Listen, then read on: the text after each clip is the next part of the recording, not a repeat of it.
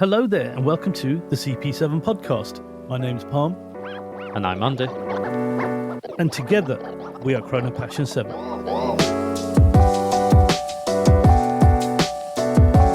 Hello, and welcome to episode 38 of your favourite watch-related podcast, Chrono Passion 7. And yes, we are going to finally drop our Geneva Watch Days Part 2 review show. So, without further ado, what we're going to do is a quick wristwatch check. Andy, what have you got on the wrist then? I've got actually a really funny piece today. So it's one I've never mentioned, so it's the first time on Chrono Passion 7. I'm wearing an old Seiko Disco Volante, and it doesn't work, hence why I don't wear it much. When I bought it, it was working, but it was demagnetized, and then I tried to fix it a little bit myself, and I think I made it worse. And then my watchmaker was like, yeah, it's going to cost you like €150 to fix this. I was like, meh, just use it as an ornament. But I decided to put it on my wrist because it's kind of cool. It's on this, as Palm likes to call it, the Gladiator cuff. It's a really cool, retro piece. Probably better tailored towards a female wrist. Maybe I should give it away to a female listener at some point. But it's a really cool piece. I appreciate it. Maybe on a bracelet, I would actually wear it if I ever get round to repairing it. But I will share pictures of it because it has a beautiful sunburst dial, a Fume dial, actually. It's really, really cool, the dial itself. So that's what I'm kind of playing with today on my wrist. How about yourself, Palm? Well, as Andy plays with his elegant, slightly effeminate Gladiator watch, well, contradiction in terms there, I am wearing G-Shock GA2100, hardcore, hard as nails, tough, the toughest watch there is out there, yeah. So I am wearing a watch a modern-day Gladiator would wear. It is also known as the Casio because it's shaped in that Genta-esque octagon form. So that is what I have got on my wrist. Andy, let the listeners know what today's show's about. We're going to pick up from where we left off, and we're going to start with a very fun visit, a brand who we really enjoyed seeing. We had a great time, and that's Frederique Constant. And there were some incredible pieces, what they had, some really, really high-level watchmaking. And one in particular definitely took Palm's eye, so I'm going to let Palm kick this one off. So the watch which I fell in love with was the Frederique Constant Manufacture Classic Monophase Date. It's got a stone dial. I've got recent hankering for stone dials. They are really catching my eye. And it's nothing to do with the recent Baltic release. They have caught my eye for quite a while, especially malachite. I love that green layered texture of the stone malachite. This one was superb. It's got a moon phase on it as well, which is my favorite complication. It's got a date wheel at 6 and it's in white gold. Now, one thing you would normally associate Frederique Constant with is a very good price point, but this one is a bit special. It goes in their premium range, their manufacture. So it's in-house, no Lejeune movements, no off-the-shelf movements. This is something that they make themselves. It's in white gold. It's got a stone dial, and it comes in at close to £26,000. Now, we were both relatively surprised as well, because that's not a price point you normally associate with them. But for gold, malachite, a moon phase complication, a date, an alligator leather strap, a very high-end, well-made wristwatch, something that would probably come in at that price point. Another thing about Frederique Constant, just a shout out to the lovely lady who showed us around Frederique Constant, and we're going to talk about Alpina later on. She was such a delight and such a pleasure to speak to her. Such a lovely lady. So shout out to them. And talking of stone dials, Andy also fell in love with one of them. Andy, you want to talk about the one that caught your eye? For me, it was the manufacturer, Classic Tourbillon, and increasing that price point once more to another level, coming in at £36,395. This is no affordable category watch. However, for what it offers, I would equally say that it is extremely beautiful. Aventurine dial. So again, that's like correct me if I'm wrong, but I believe it's like a quartz crystallized dial, which is layered, and it gives this star line kind of look to it. And it's a really interesting effect, and it's again, like Palm touched on, I think stone dials is becoming a trend.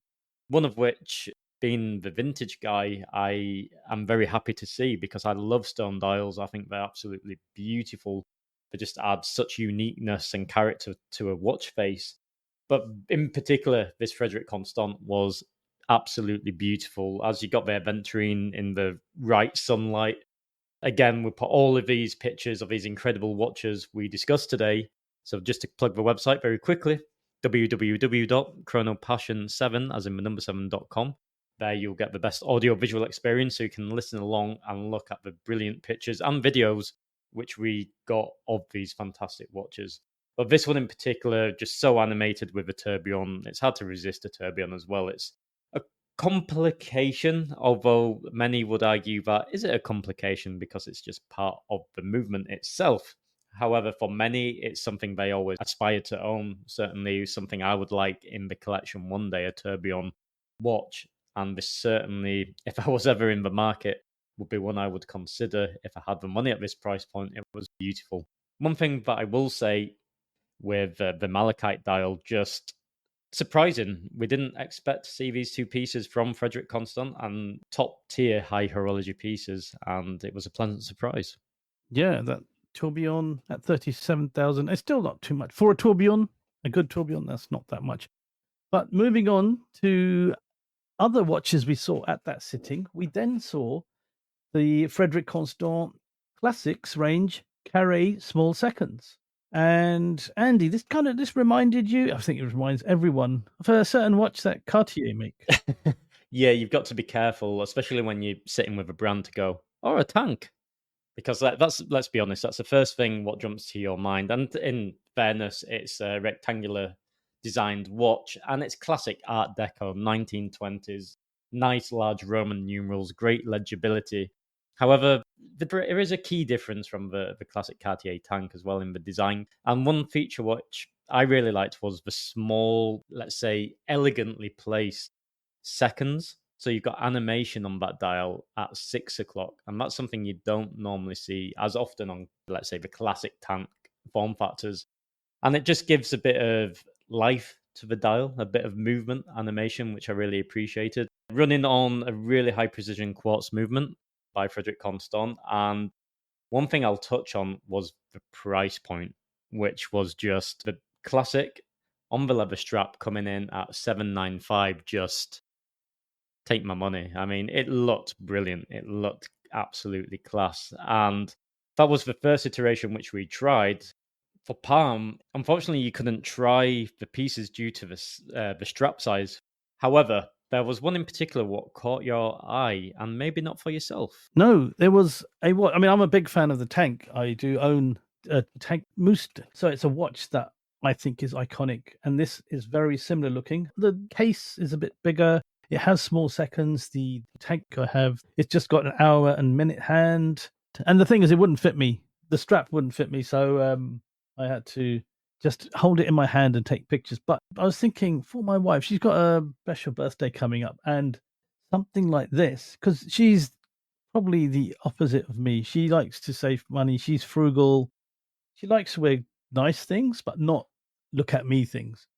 And I just thought this brand, Frederique Constant, is almost perfect for someone who wants to fly under the radar, but wear something that only someone who knew would know.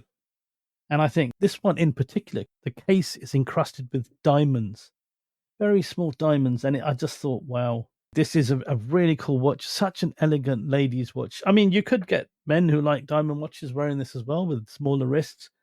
But to me, I just thought this is the perfect gift for a lady. I even told the woman who was showing us around these pieces, I was just like, you know what? She was looking at me like, oh, have I made a sale? Catching. Yeah, ka-ching. Yeah, well, I was saying to her, and she could genuinely see that I was taken by this. And so, yeah, definitely check out the show notes for this one because it is a lovely, beautiful, elegant piece. I think equally as well taken by the price, right? At £3,495. Yeah, 3,495. That's not a cheap watch. It's a quartz, but it's got diamonds. It's got elegant 1920s Art Deco sophistication and playfulness. And I think this is one hell of a not only a bargain, but just a keeper, which moves us on to the third carré, which all three are the same in dimension and dial look and case shape. The diamonds separated the one I've just mentioned. The third piece actually had a 7-link bracelet, which turned it into a proper sports watch. I mean, the tank is supposed to be a tank, hard as nails. But with this, you could imagine driving one of those old tube-shaped Formula One cars with the goggles on and the helmet that just about covers your head and laughing as you drive around the corner. Ha ha ha. What was it? Was it Mowgli? Is it Mowgli? I don't know. That Jungle Book. No, that cartoon, Oh, Muttley. Yeah, that's Muttley. Yeah, just got that. Well, Dick Dastardly, yeah. Ha ha ha ha, Yeah, as he drives around. Can you imagine him wearing this as he bombs it round a corner in his racing car? But, Wacky Races, that's it. Yeah, Wacky Races, yeah. Came back to me. Yeah, so I just think this is very classic looking. It changes the whole look of the watch. And it made me, I know Andy is dying to talk about this as well, but it made me think about getting the proper bracelet for my Tank Moost. It stirred up some unexpected emotions in me, this classics carry small seconds. And I've got to say, I'm still quite surprised. I think it was a really interesting sitting because we went from the aventurine, the malachite dials, which were a different tier and a really impressive launch, then to suddenly trying on the classique. I remember the first one I tried was the example on the steel bracelet coming in at £895. And I remember just trying it on and being like, this feels really good. Like, this feels really good on the wrist. It just looks right. It's a familiar territory. I've had Cartier tanks in the past, so I'm used to that rectangular shape. So it was a nice, familiar feeling on the wrist, but there was a substance and quality to it, which came from that 7-link bracelet, and it just felt so good. And I just remember looking over and going, so what's the price point? And then she says, it's less than 1K. And then all of a sudden you get this emotion of, I could have this. This is brilliant. So that was a surprise with Frederique Constant because it went from extreme high end to just incredible. I can't say it put any other way, an absolute bargain being classic British. Like, I mean, such a great appealing price point and such a nice quality to the piece. Yeah, really impressed with this release. Yeah, that was absolutely superb. And then at the same sitting, we looked at a couple of watches from Alpina. Now, in our last show with Martin Green, we did cover off a couple of the dive watches, the Sea Strong. If you want to check out show 37, you can hear all about that with the toasty dial that Andy invented. But it was the Alpina. I'm not saying Alpina wrong. It's actually called the Alpina Extreme Skeleton. Oof, what can we say about this? A beautiful skeletonized sports watch. Really, really cool. Pretty movement. Super cool. Skeletonized, as you say, and what I liked about this is it was so sporty, yet it had that classic cushion element to it under the design. And again, we touched on that on the previous show, but it just felt great. I really liked it. I think that was a bit of a surprise for some listeners on the previous show, how much I gravitated towards this versus like one of the heritage releases. But the dressy ones, yeah. The dressy classics, yeah. But it just felt great. That's the honest truth. It felt really nice quality, had nice substance to it, nice detailing on the dial, on the skeletonization. And again, part of the family of Frederique Constant, they hit you with a price where you go, again, I could have that at £2,495 for a fully skeletonized piece. Very sporty, very active. I thought it was great. And it was my first and our first interaction with Alpina. And hopefully not the last. I was really impressed with the brand. That was good. I like the screw down bezel. It's got that kind of Gent-esque look to it. And a rubber covering on the crown as well. Very sporty. I think it's an all-rounder watch, this one. This could be a Garda watch. Go anywhere, do anything. You never know. Lovely bracelet, open case back.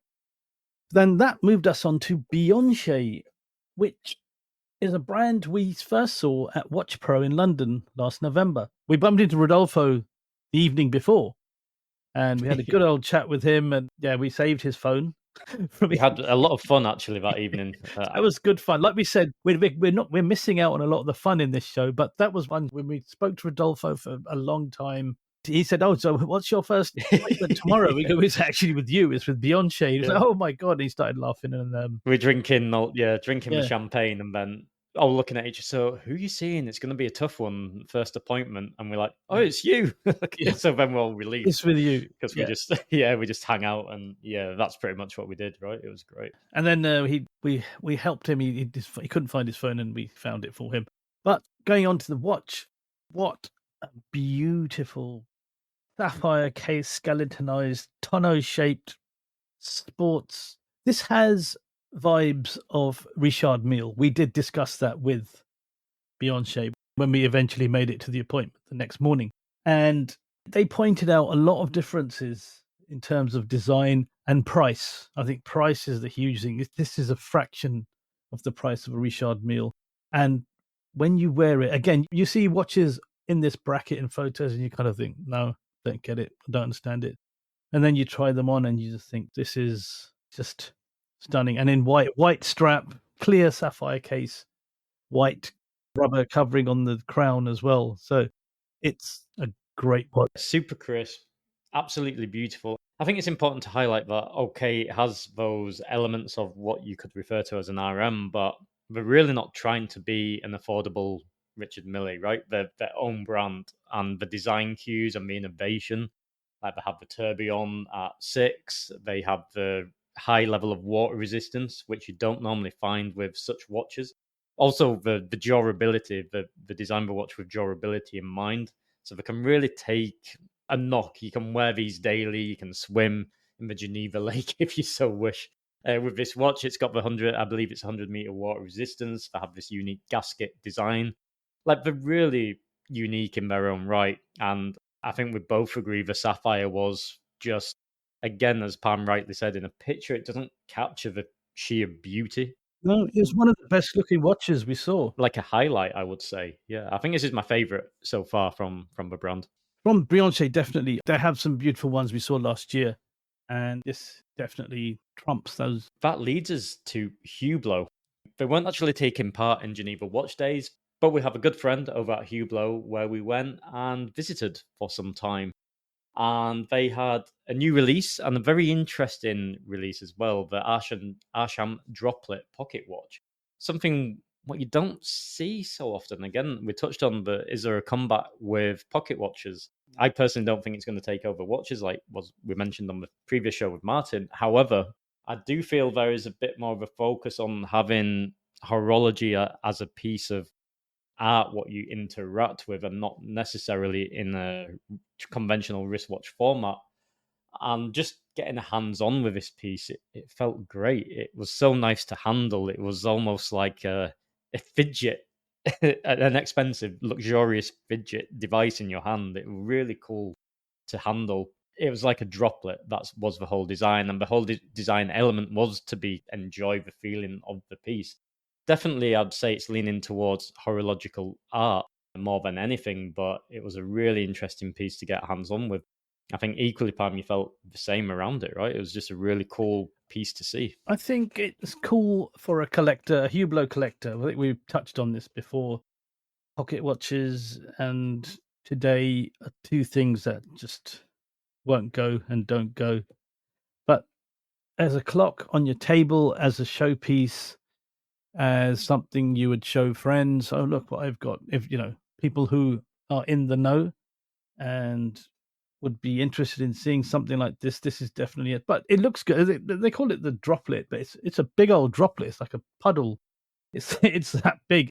It's not small, 42 millimeters, but it's the shape. The shape is like a handle as well, like the butt of a gun on the end, and it's a very interesting piece. It's something I can't quite understand. I'll be honest. Like it looks like art, but I'm not sure Yeah, why they made this. But they've made it. They want a pocket watch, and it's cool. £76,000 as well. Again, yeah. not sure why, but Extremely contemporary, I'd say. Yeah. yeah, it's not a traditional pocket watch either.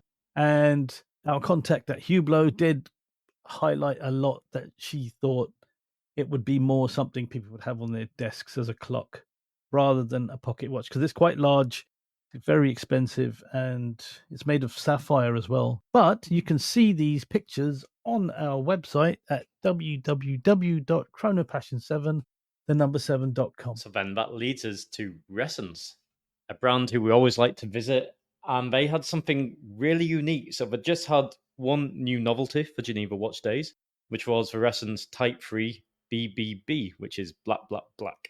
And if you want to see a mechanical watch, it looks like some kind of digital watch because it's such a true black to the dial. They've got this absolute blackout contrast, which really emphasizes the design of a Type 3, making it, again, a pebble-like design, just seamless and smooth.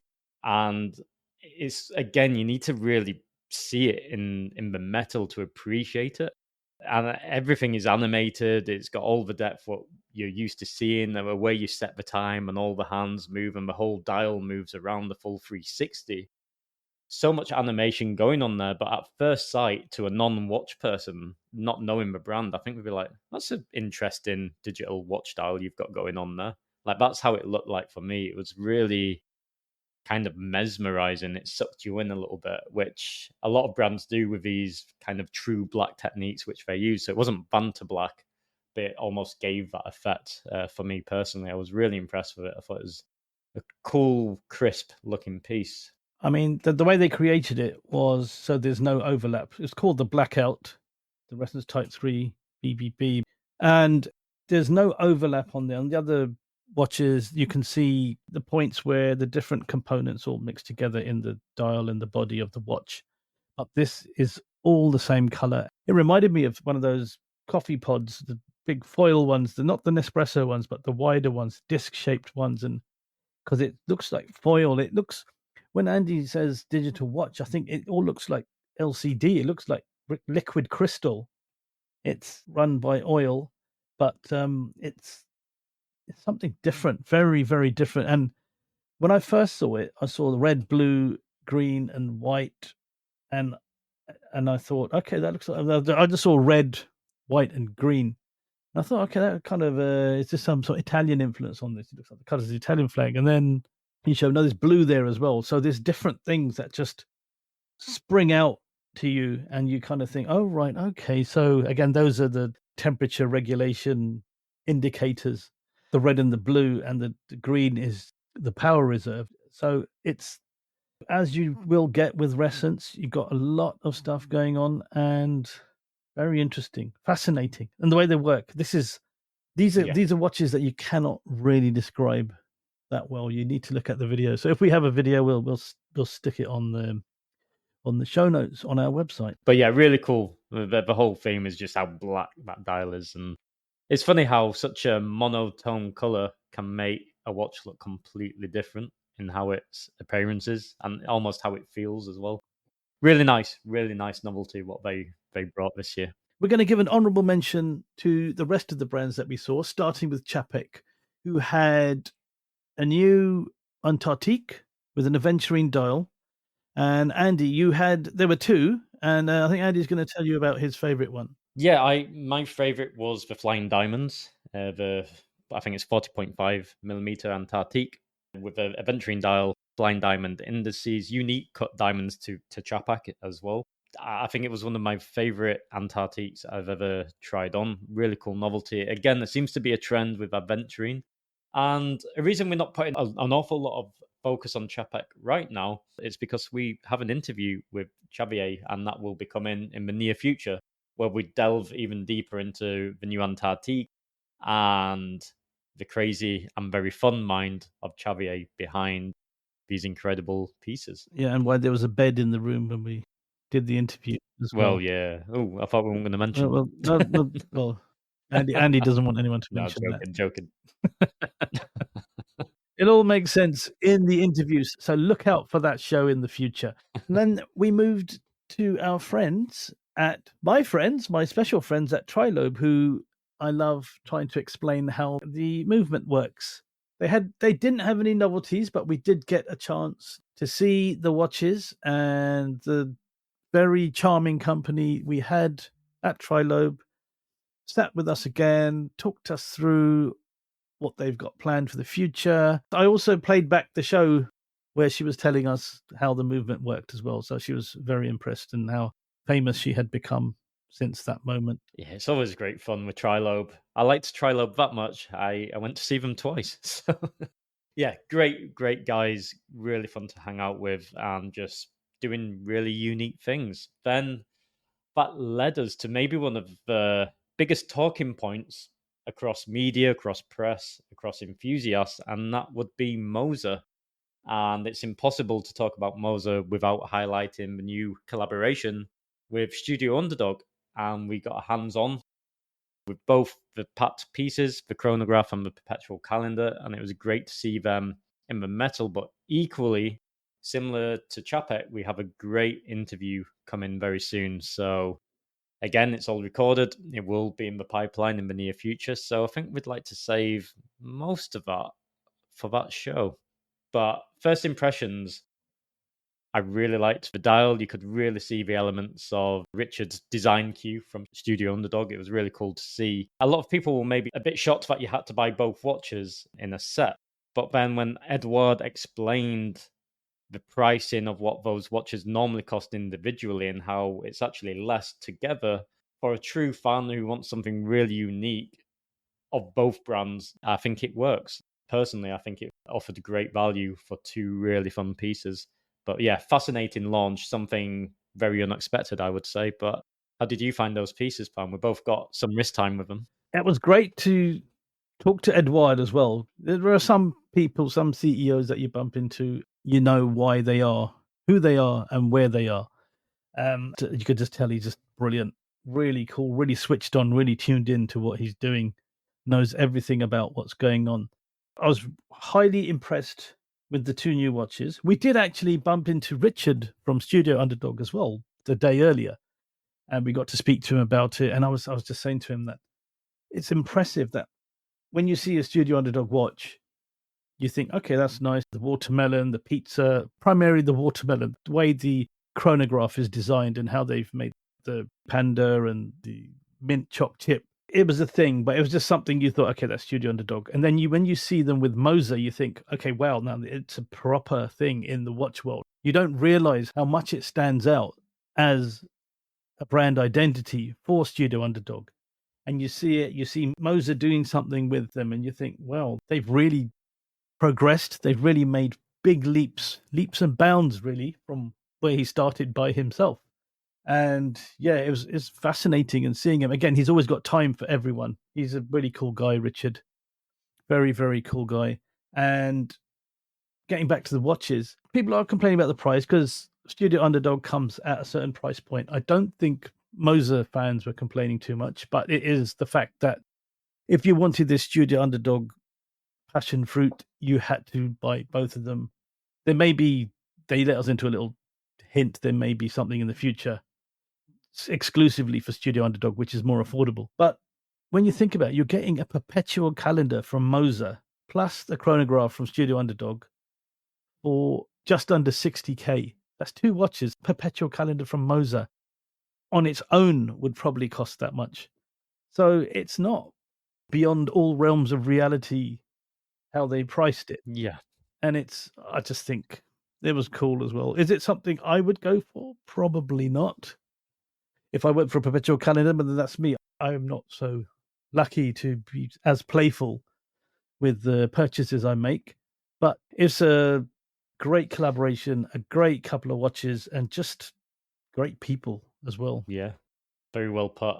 And I totally agree on the pricing. Once at first you're like, wait a minute, two watches and you got to pay this. But then when you understand the value, what that package is giving you, especially for the fans of the brand, I think they'll have no issue moving those watches whatsoever. They've probably already all gone, I'd imagine. Fantastic release. And as you mentioned, just fantastic people as well. Equally leading us to some great people over at MBNF, where we had a great time and it was interesting, right? Because normally you go see brands and you're looking at wristwatches. But the main highlight this time was a really interesting clock. A repeating clock, chiming on the hour, highlighting the minutes and the hour, and it was like the horological machines, right? And it's like a blimp, if you like, with all of these propellers. We have a video of it in motion, which will explain it far greater, but they went to the depths of every time it activated the time telling feature of it, which you can animate at any point you want it for the hour, minute, and all these propellers start spinning. It's like this otherworldly kind of cool sci-fi concept what they had going on, and I think we both just sat there like, what is this? It's really cool and unusual and funky and quirky, and at a horological level just hard to fathom even how they managed to do the engineering what they did. But that was a collaboration as well, I believe. Do you remember who it was a collaboration with? It escapes my mind. All right, it was the collaboration with a brand called Epée, who don't make watches but love making these quirky designs, and that's a perfect marriage with MB&F. We saw Moser, we thought they were quirky. You go to MB&F and you're in Willy Wonka's horological factory, because it's just crazy. It's like a toy factory. It really is. You're in a different dimension. Even when we spoke to Charis from MB&F, and we talked about Max Buser, and we talked about the people behind the team and who design, and they just said, they're like, I said, it's almost like you got kids, a bunch of kids, just young minds together, and come out with these things. And they were like, yeah, that's exactly what we're trying to do. We don't want to go boring. We never want to be boring. We want to be innovative. We want to be quirky. We want to be fun with it as well. We don't just want to have the most accurate this or the most accurate that. We want it to be so different and just defying all the laws that watchmakers have used, and especially visually. And it's just like, wow. It's like a workshop, like the Mad Hatter's Tea Party. You can imagine that is what a board meeting is like. And they all have fun, and they just look so happy. There's such a happy vibe there as well. We never got to go to the Mad Gallery. Hopefully in a future visit we can go. Again, it's all very sci-fi inspired, old school Japanese sci-fi as well. They love the inner child. They really do listen to their inner child at MB&F, and you can see that Max Buser. He comes across a very cool guy. You don't know that someone so brilliant. You can tell Max Buser just has a very, very playful mind, and he's quite in touch with his inner child. And I asked them, who wears this? Who are MB&F watches made for? And Charis said, well, it's not for CEOs or anyone serious in a corporate structure. It's not for them. It won't match what they're trying to do.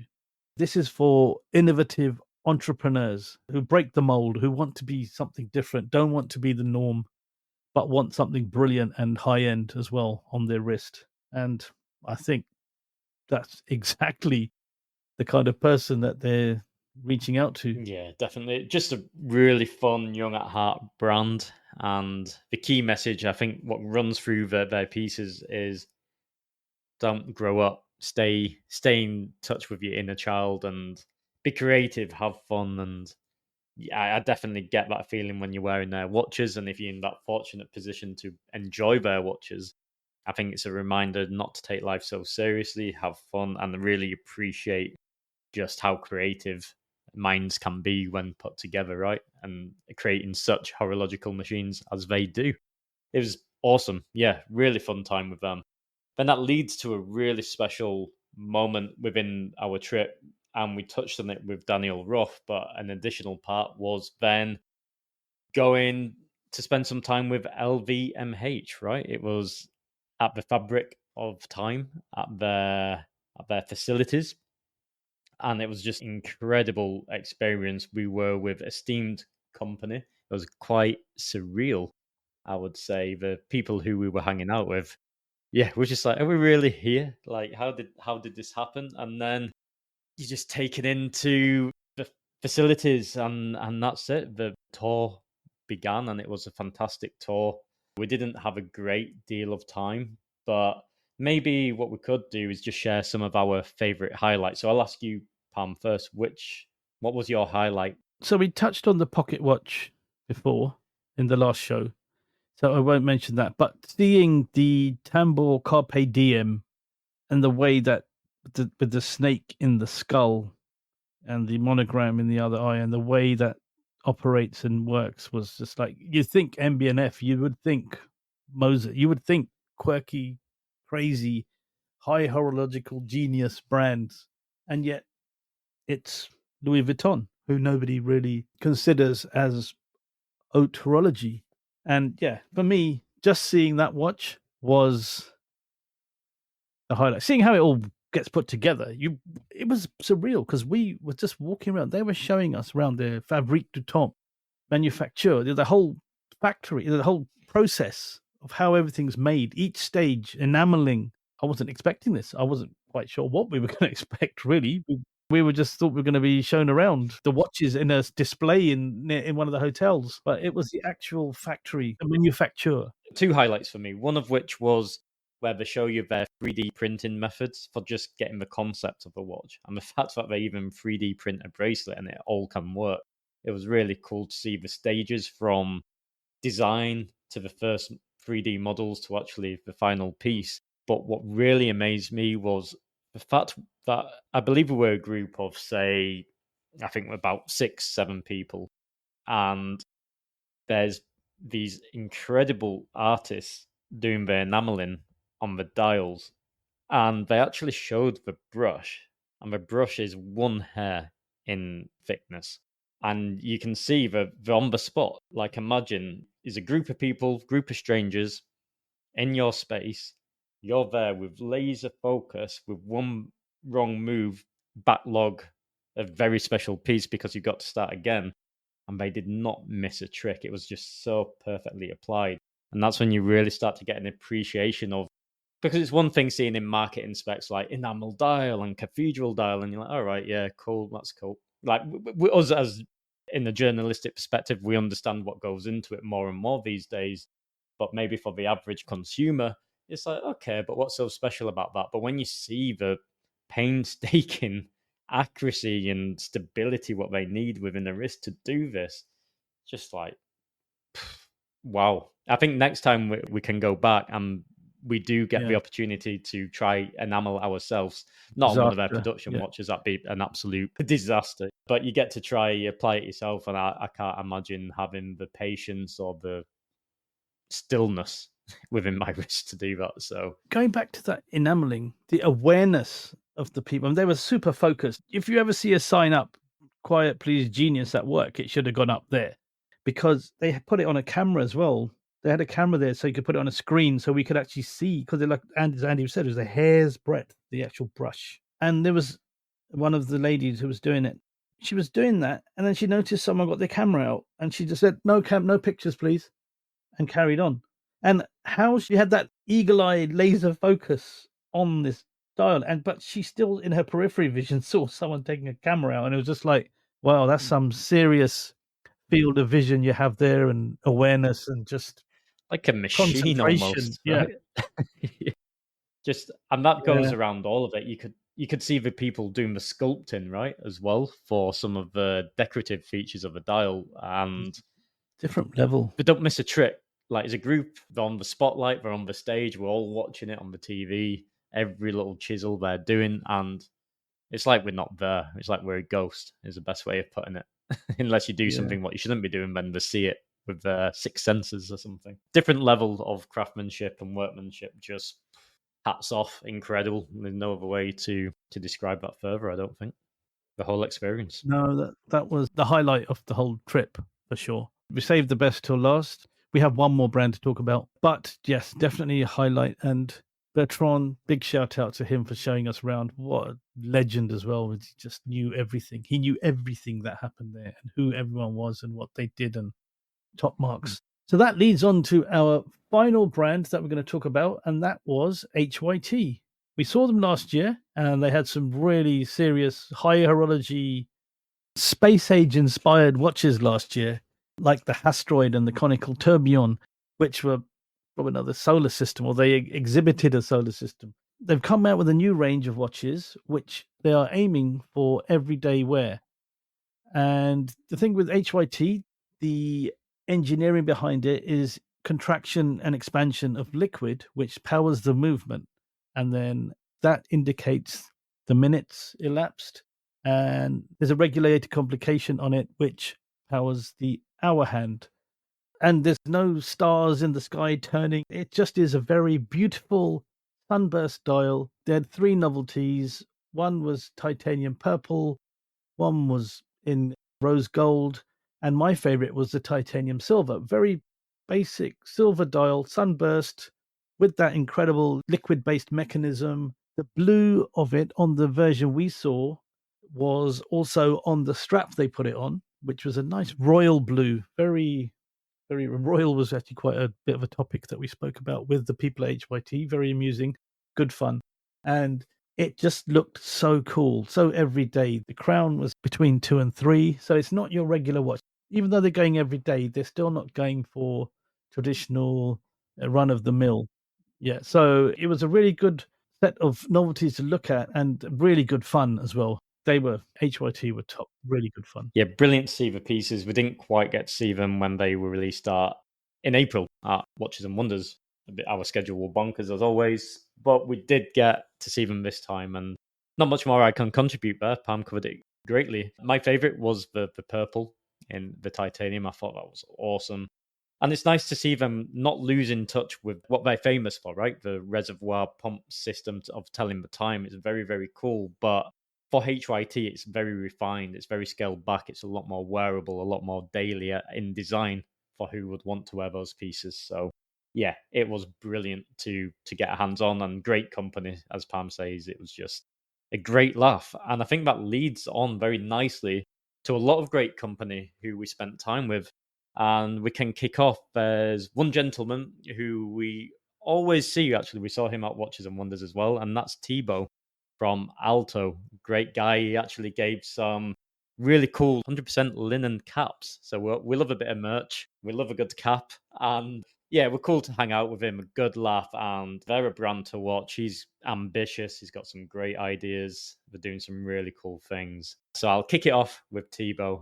And former guest on the show, and we're having him on again soon. We just, again, our schedule's gone mad recently. Pietro Tomaya from the limited edition, and Ollie, who also is part of the limited edition. Shout out to both of them. Top guys, top gentlemen, top watch people. They know their stuff. They love amazing things. Very independent brand based as well. And I'm getting Ollie on the show as well because he's got an interesting story on how his collection habits changed from mainstream to independent. But that's for a future show. But shout out to both of them, top guys, and a pleasure. They called us to a collector's dinner, which was absolutely superb. Once in a lifetime experience for myself and Andy. So shout out to them. Thank you so much. That then leads to Sophie, who unfortunately, like we mentioned on show 1, Palm didn't have the pleasure to meet this time. But thank you, Sophie, for hanging out. It's always a pleasure to see you. And I know both of us combined, myself and Pam, will see you at an upcoming show very soon, I am sure, in the near future.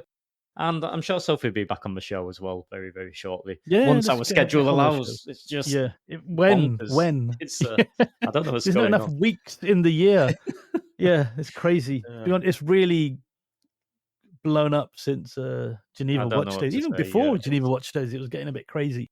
Yeah, it's gone from 100 miles an hour to 150 miles an hour. I don't know. It's great. We're extremely grateful. Things are amazing. So that's, But Sophie, brilliant. Thank you. You're a legend to hang out with. Yeah. It's a shame I missed her. Shame I miss you, Sophie, but we'll see you very, very soon. Then also shout out to our friends at Fratello. So shout out to Thor, who will be coming on the show, Mike Stockton, who will be coming on the show, and Balaj. So Mike and Balaj both do Fratello Talks, the long version of the podcast. And Balaj is also, you may know him from Chrono24's YouTube videos. Great guys. Shout out to them. We had a lot of fun with all three of them, Mike and Balaj, on a great meetup one evening with lots of watch people in an English pub. It was just top-notch speaking to them, and you will be hearing from them very soon. Yeah, part of the gang at that English pub would be Alan and Rob from the Real Time Show, and Alan, of course, linking to Ace Jewelers. Great guys, great company. And Nicholas as well from Fears was just, I don't know, it was so much fun. Great people, just great hanging out with those guys. It was just cool hanging out in a pub with all these watch people that you'd you didn't know last year, and you hear about them, and then it was just like I say, this is where the journey's taken us. Top day. And then also shout out to Ricky and Simona. Ricky from Scottish Watches, who we saw out there, and his lovely fiancée Simona. We had a good chat. We got to shoot the breeze about the show we did and what we're doing and how much fun they were having out there. And yeah, really, really cool. I didn't get to see Dave, but Andy did. Probably just as well because Ricky would have just been laying into him again. Yeah, it was the first time. Well, for me, it was the first time meeting Ricky and Simona, but it was fantastic to spend some actual time with Ricky. Dave as well, he made the point of coming over to speak to myself and Sophie, and it was just great to finally speak to him as well. Great guys. Then another cool cat who was hung out with a little bit during the LVMH trip was Rob Corder. So Watch Pro Salon, the CP7 Christmas party, the man behind the show, and a fantastic media outlet. So Rob Corder is Watch Pro, Mr. Watch Pro. Mr. Watch Pro. It was great. It was cool to meet him, and a theme what runs through all of these people. It's just they're just another one of us in the sense of just you have such common ground. Having a conversation, it's so easy. No huge egos or anything like this. Everybody makes time for everybody else, and yeah, it's just a really nice environment to be part of. Yep, top. And shout out to Xavier from Czapek. We mentioned the brand, but again, just a shout. He's so much fun. He makes you laugh. He's just one of the biggest characters and personalities, I think, on the watch circuit is him. Because he's so playful. He wants to have fun. He wants to sit down and have a laugh with you. He doesn't incredible energy.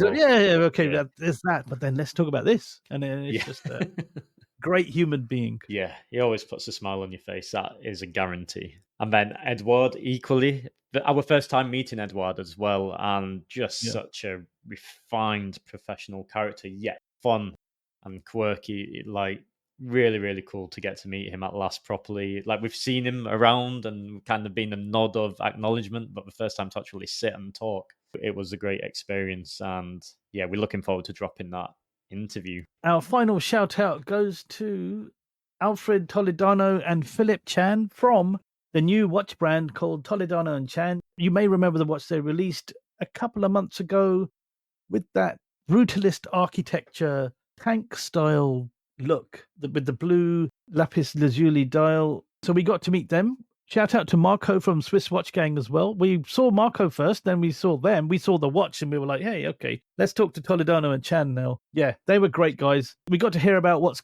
coming up with them as well. We can't talk about that, obviously. We got to see the actual watches and it is stunning. The B1 by Toledano and Chan is really, really, really cool. It's so different. When you talk brutalist, this does look brutalist. You've seen the AP one and you kind of think, I'm not sure. But this... Oh, no, this is genuine architects doing architect design in a watch, and such a cool piece to see. A lot of... it has a King Midas essence, of course, but at a brutalist level. I think that's the best way of saying it. Destro as well, left-hand drive. Yeah, it's just... just really cool. Nice. Really, really cool. Yeah. And sorry, Marco, for hijacking your time with the guys. Yeah. But anyway, yeah.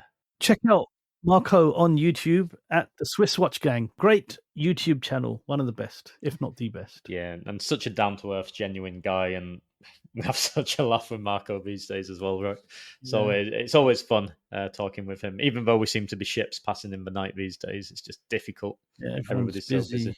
Right, and that's it for today. For Geneva Watch Days Part 2, we have wrapped it up for this year. We'll revisit it next year. Please, as always, make sure to check out the show notes over at www.chronopassion7.com for the best audio-visual experience. And that is adios and hasta luego from Barcelona. And I look forward to speaking with you all in the next episode. And as Andy says, farewell from Barcelona. Thank you so much for all of the time you've committed to listening to our 2 shows on Geneva Watch Days and the preview show. We're talking 3 hours plus. So thanks for committing your time to listening to us rambling on about it. But we had a lot of fun and we wanted to share it with you. So from London, it's to the tip and laters, and we'll